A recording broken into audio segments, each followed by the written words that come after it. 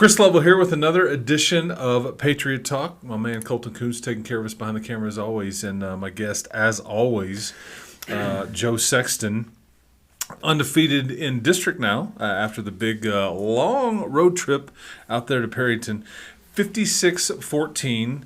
They returned from parts unknown, now back at home this week. We'll talk about the big homecoming festivities coming up this week at Liberty. But, Coach, you never know how a team is going to react on a road trip in general, but especially one that is, what is it, 4 and a half? It's 4 hours. Solid 4 hours. Solid 4 hours. You can say confidently, it's 4 hours, It he is says. 4 hours, no doubt.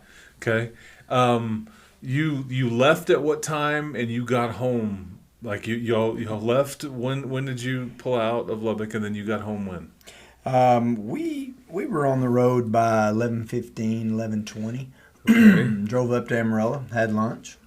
Okay. Jumped back on the bus and finished our 2-hour trek up to Perryton from Amarillo. Okay. And we got up there probably around 4:20, 4:30, something like that. Okay.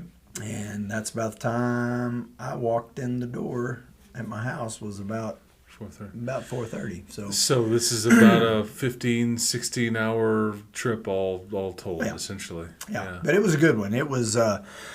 We were very happy to see how the kids performed, and it was good for them. And you saw this Perryton team last year in Lubbock, obviously, and their QB receiver combo was interesting. Gordo Estrada, I think, as a receiver, just kind of when they drop back, that's where they're going with it. Every time. I think he had a few drops in this game, but he also made some plays. But this is, I think you handled that for the most part well. Right, we did. His first touchdown was Gosh Harrison was right there on him, and he just slipped and fell. Or, that was going to be probably another pick for Harrison just because he was in great position, and then he slipped and fell down and strolled in at right after we had scored. So it was just one of those things of just a little blunder there, but we bounced back and off we go. You had a big play early on from Levi Walker, who went for 81 yards. Yeah, and he had 123 on the night, but I think 81 of them came from the one play. And that was just a simple catch and then just run down the field. And he just outran everybody. Yeah. And he went right in front of me, and I was really impressed with, because Levi's not a small kid. And usually the smaller receivers can kind of tiptoe down the sideline, and I was afraid he was about to step out, but he did a great job of staying just inside on the sideline and took it to the house, and it was fun to watch. There you go. And your offensive line, which we talked about a lot on these shows, but they really do a good job because you have 3 running backs. One goes over 100, 2 others approach 100. You rush for over 400 yards total. I mean, 10.7 a carry. I think I did the math. I mean, that dog will hunt, as they say. That's usually good for your win-loss record column right there. And it was so good this week to have Talon back. Talon's been. I bet so. He's been such a big part of our offense for the last 2 years, and I think he scored on his first possession, just right off the bat. He takes one, I don't know, 40 yards, something like that, and so it's good to see him back. And Colin Chadwick scored, Caden Joseph scored, so it was a good night in the running back room. Colton Bouchard scored. Colton scored. Pierce Ferroni scored. The Pierce's catch right before halftime was crazy. We kind of hit a big place. We thought, we'd go ahead and try to get another one right before halftime, and Colton launched one up, and I just happened to look down, and I see Pierce down there. And I asked Pierce probably yesterday about that catch, and he goes, I wasn't going to let that guy get to the ball. So that was a heck of a catch that Pierce had right before halftime. So it was fun to see him get to do that. You don't have any idea that I'm about to talk about this, but you are aware of this. But the UIL has been really big. We've talked about the Texas way, and we've talked about all the sportsmanship and things like that they're trying to promote because there's been some issues elsewhere and in various sports across the state. So after this game is over, unprompted, one of the head officials, or the head official in this game, you know where I'm going with this now? Mm-hmm. Yes. One of the head officials, unprompted and unscripted and whatever, he submits a report to the UIL, and it was a good sportsmanship report, and it was very complimentary of not only Perryton, but obviously the Liberty Patriots. So I'm going to read a few things from this gentleman's report. Says that this is the first one he's ever done, or like he's been doing this for 21 years. He's never been more impressed with the sportsmanship, character, and attitude of the competing teams. He says they were respectful to one another, to the coaches, to my crew. I was pleased to see how the coaches, staff, and fans were supportive of their players while focusing on the competition. And as he puts it, he felt honored to referee a game with such upstanding coaches, players, and fans. Is a lot more than that there, and I'm not going to read it all, but that has to make you feel pretty good. Yes. I forget what day we got that email, but when you open your email up and you see something from the UIL from AJ Martinez specifically, who's kind of over football, you're like, what happened that I was unaware of. You have a guilty conscience like I do. I automatically think of the negative, like, oh no, what happened?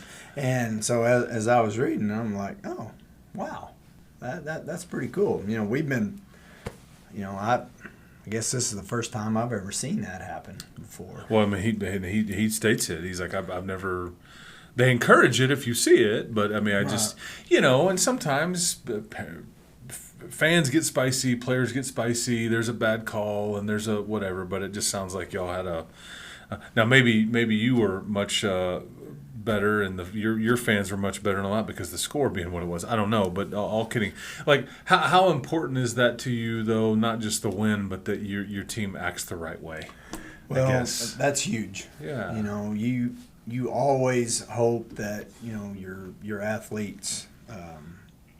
Represent their school and their parents and themselves and the right way, and I think that was a big deal, for the guys and especially for our coaches too. Did you tell them about this? Coaches, yes. Okay. Did you tell the players about it? We briefly touched on it on Monday, but we'll be in the weight room today, and that's going to be one of the other things that we talk about. That's again, you're coaching football, you're coaching players, but you're trying to grow them into young men, right? And good members of society. And just I had one of the ladies from the place where we stopped to eat. She wanted to compliment our guys on how well they acted, and so it's a big relief. These parents have done a great job raising these kids, and so it was.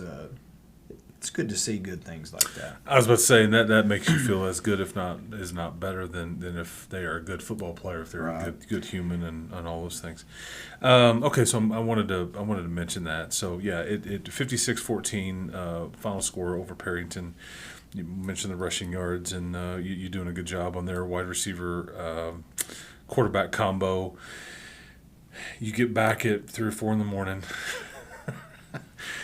Yeah, it was a late night. It was just a long day, long day, or spans over 2 days, I guess. Friday well into Saturday.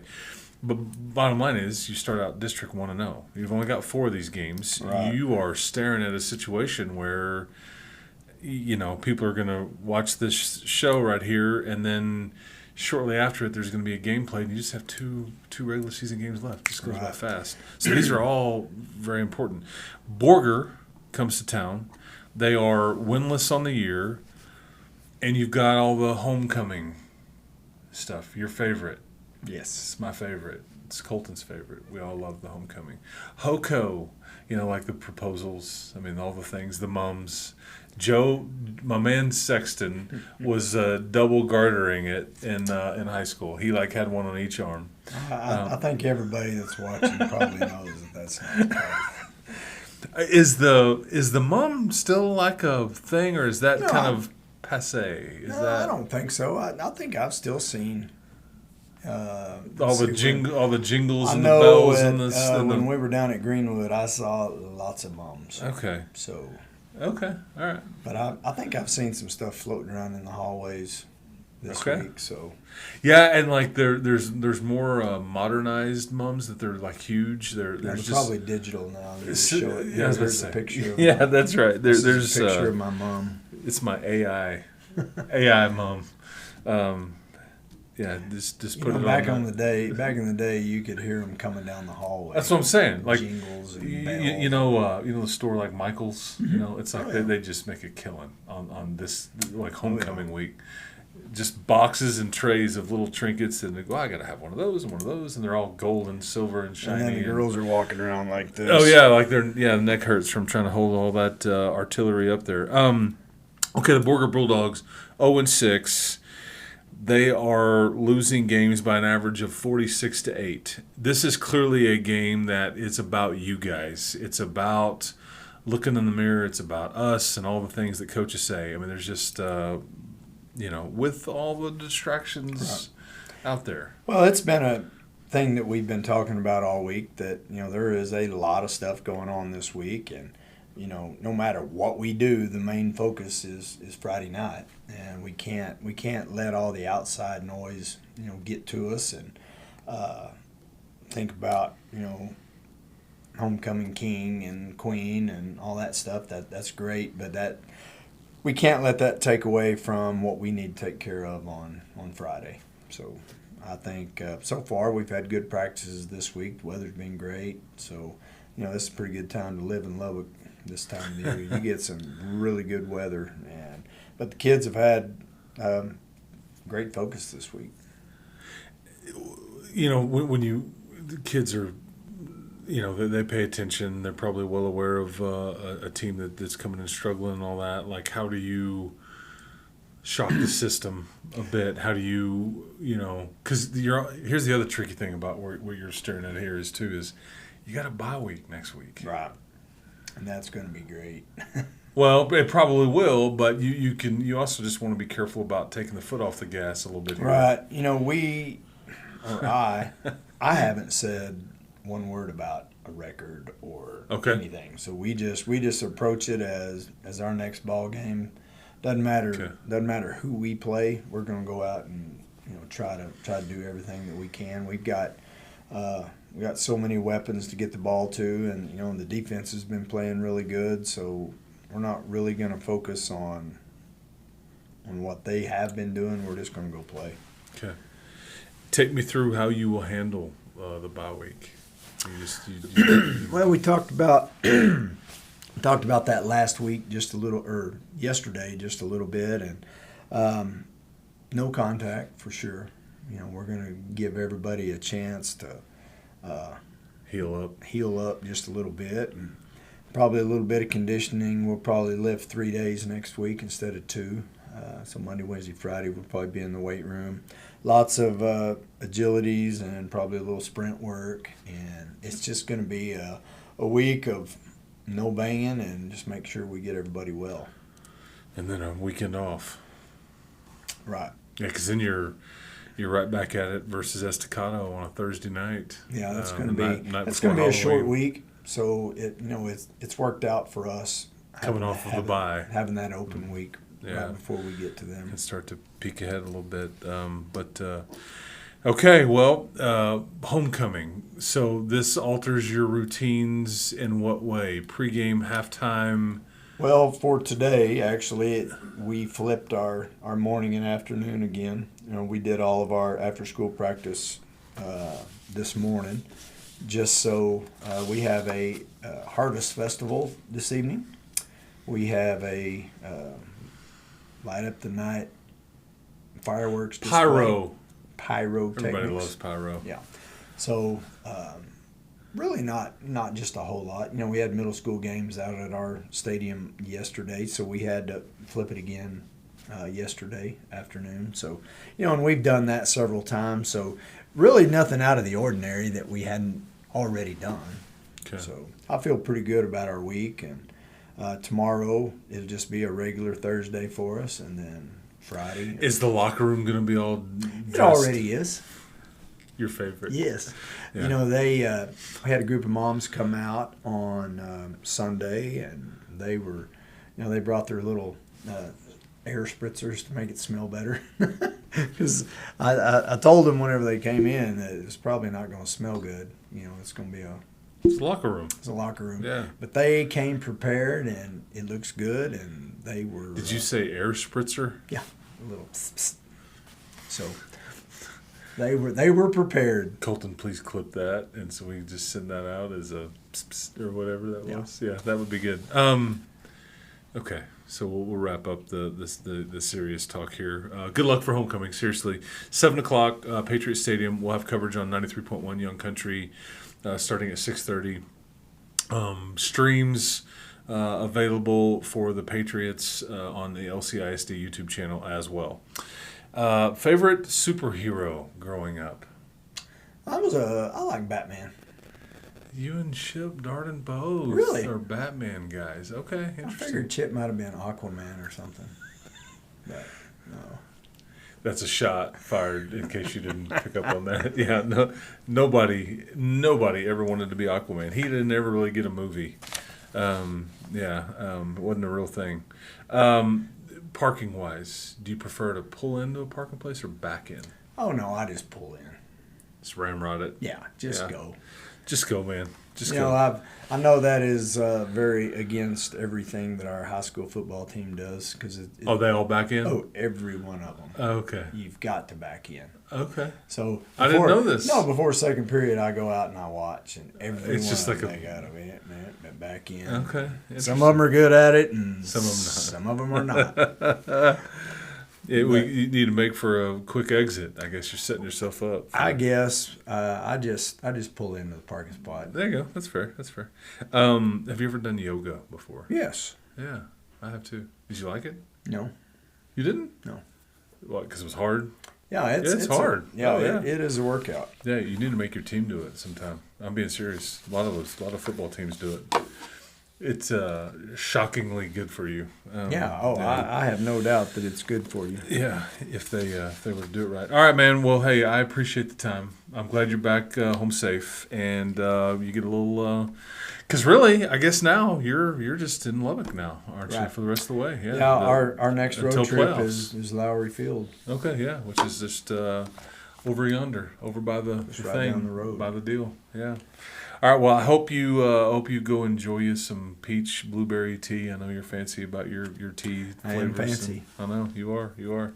So, all right, that'll do it for this one for Patriot Talk. Another edition of it, I should say. For Colton Coons, for Joe Sexton, this has been Chris Lovell. We'll talk to you next time.